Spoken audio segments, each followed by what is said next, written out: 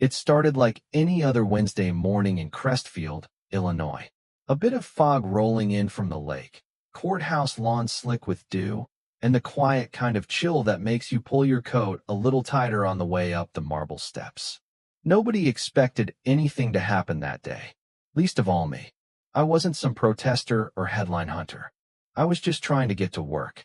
I parked my sedan like I always did, walked in through the front like I always did, same briefcase in hand, same shoes polished just enough, and that same tight coil of natural curls that I never bothered to hide. I'd been on the bench for 9 years. I'd put on the robe for some of the ugliest civil rights cases you can imagine, and somehow I still wasn't prepared for what happened at those front doors. Deputy Shane Mallory, mid-40s, square jaw, hands always resting too casually near his belt. One of those guys who treated his badge like a personality. I'd seen the way he looked at people who didn't look like him, especially black women. But until that morning, he'd never looked at me like I didn't belong. He saw me walk in, straightened up, threw out an arm across the metal detector. "Ma'am," he said, dragging it out like I'd done something wrong. "Gonna need you to step out of line." I blinked. "Is there an issue?" "No ID," he said. "Protocol." I reached into my coat, pulled out my federal badge with 2 fingers, held it right in front of his face. "This should suffice." He didn't even look at it. Just took it and slipped it in his pocket like I'd handed him a receipt from the grocery store. And then he turned his head and looked past me like I wasn't even there. I felt that sting, the kind that gets under your ribs. I said, calm as I could, "I'd like that returned." He smiled, one of those crooked half-grins that never reach the eyes. "You in a rush, sweetheart?" Behind him, a young officer, maybe 22, nervous eyes, rookie posture, stood frozen. She saw it. She knew something wasn't right. But she didn't move. And that's the part that stays with you. Not the assault. Not even the insult. The silence. He said, "Random check. Come with me." I should have refused. Lord knows I wanted to. But I needed to see how far he'd go. So I followed. Through a hallway colder than the rest of the building, under lights that buzzed like flies trapped in jars, into a side room no bigger than a broom closet. "Sit," he ordered. I stood. Then, out of nowhere, he reached behind me and yanked. Hard. My head snapped back. My balance went with it. He pulled my hair like I was a rag doll. No warning, no words. Just that sudden, humiliating violence. I stumbled but didn't fall. Didn't scream. Just breathed in through my teeth and said, "Get your hands off me." He chuckled. "You people get so sensitive." I don't remember leaving that room. I just remember walking through the hallway like a ghost. Everyone going about their business, typing, chatting, laughing. And no one saw me. Not really. Not the hair that didn't sit right anymore. Not the way my fingers kept brushing the back of my scalp like I could smooth away what happened. But I wasn't broken. Not even close. I walked into courtroom 3 from the public entrance. No robe. No clerk. Just me, my heels on polished stone, and a silence that snapped every head around. You could feel the air shift, like the room had been holding its breath. I stood in front of the bench and looked out at the room, reporters, lawyers, citizens, bailiffs, all waiting for someone else to speak first.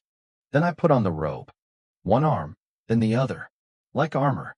And when I sat down, I didn't say a word about what had just happened. Not yet. We started court. Case 1075, C. Gentry versus River County Police. A young father testifying about how his teenage son got tackled during a peaceful rally. Broken collarbone. Nerve damage. The kid still couldn't lift his arm. And as that man testified, shaking with memory and grief, I sat there and I listened. I saw his pain. I held it with him. Because I knew it. Because it was still fresh on my own skin. At recess, I asked for Deputy Shane Mallory to approach the bench. He looked like he'd seen a ghost. Jaw tight, hands twitching. "State your name," I said. He swallowed. "Shane Michael Mallory." "And your position?" "Courthouse security. 14 years. How many women of color have you let into that side room for so-called random checks?" He blinked. I don't have that number. I do, I said. 9. 9 complaints filed. All dismissed. All buried. Including mine just now. He opened his mouth. I didn't let him speak. You didn't ask for my name. You didn't look at my badge. You saw a black woman and decided that meant threat, not authority. That's not protocol. That's prejudice. I turned to the clerk.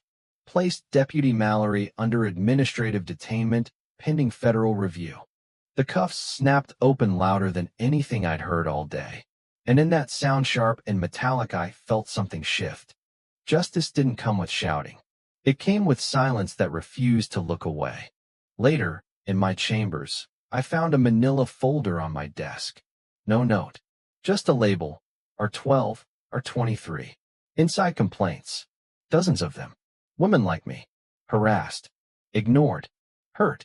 And signatures from the same people who had once praised me as a rising star. One of them? Judge Byron Ellis. My old mentor. The man who told me I had the grit for the Supreme Court someday. And there it was, his name, neat and proud, signing off on Mallory's behavior year after year. That night, I didn't go home. I stayed and drafted the new policy myself.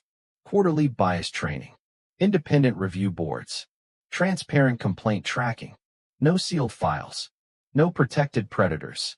I named it the Brooks Reform not because I wanted my name on it, but because they'd never forget what it stood for. A week later, I presided over Mallory's hearing. Courtroom packed. People standing in the aisles. Press watching. And Mallory? No badge. No belt. No smile. Just a man in cuffs, pale and sweating. I looked him in the eye. This court finds you guilty of abuse of authority, civil rights violations, and obstruction of justice. I paused. Not for drama. For dignity. You no longer decide who belongs here. That power is no longer yours. I sentenced him to 12 years. No one clapped. No one cheered. But people stood. Not out of obligation. Out of respect. And as I looked at the young women in the gallery, law students, clerks, daughters, I knew this wasn't the end. It was the start of something that couldn't be silenced again. So now I ask you, have you ever seen someone in power abuse that power just because they thought no one would notice? Have you ever felt invisible in a place you earned the right to be? Tell me in the comments. Share your truth. Let others see it. Because justice isn't just handed down, it's built, one story at a time. And if this one moved you, like, share, subscribe, because silence only wins when we let it. Thanks for watching. Thank you for taking the time to listen to today's story on Store of Good Stories. If this story touched your heart or made you think, don't forget to hit like and share the video to spread this positive message to more people. And if this is your first time here, make sure to subscribe and turn on the notification bell so you won't miss any of the meaningful stories we share every week. Your support is the biggest motivation for Store of Good Stories to keep bringing heartfelt and valuable stories to you. See you in the next video.